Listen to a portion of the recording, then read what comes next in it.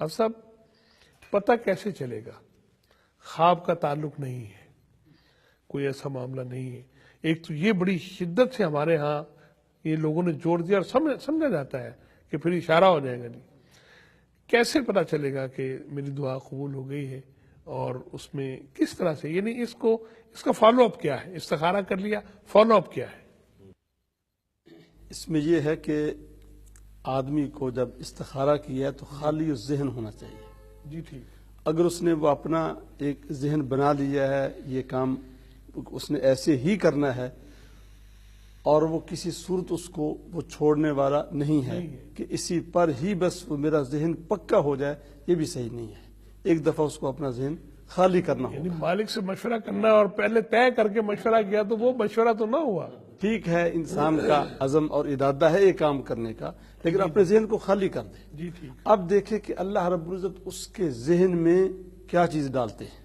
طبیعت کدھر مائل ہوتی ہے؟ میلان ہوگا، اللہ کی طرف سے الہام ہوگا، چونکہ اللہ تعالیٰ سے ایک چیز مانگی گئی ہے۔ جی ٹھیک۔ اب اللہ تعالیٰ کی طرف سے الہام تو ہوتا ہے، جی ٹھیک۔ اور دوسرا یہ ہے کہ جو اسباب ہیں یہ آدمی کو اس طرف لے جائے۔ ہاں، جو اس کے لیے بہتری ہوگی، جس میں خیر ہوگی، اسباب اس کے لیے اللہ تعالیٰ پیدا فرما دیں گے۔ اگر آدمی محسوس کرے کہ اس میں کوئی رکاوٹیں آ رہی ہیں، اس کو اشارہ سمجھنا چاہیے کہ یہ اللہ تعالیٰ کی طرف سے کوئی اشارہ ہے۔ اگر کوئی رکاوٹ کھڑی ہو گئی ہے اس کو سمجھے اور اس میں پھر وہ غور کرے۔ کچھ لوگ وہ جو ہیں عزم پکا کر لیتے ہیں، پھر جو رکاوٹ آتی ہے اس کو کہتے ہیں کہ نہیں اس کی کوئی تعویل اور کر لیتے ہیں، تو جو استخارے کا اصل مقصد ہوتا ہے پھر وہ پورا نہیں ہوتا۔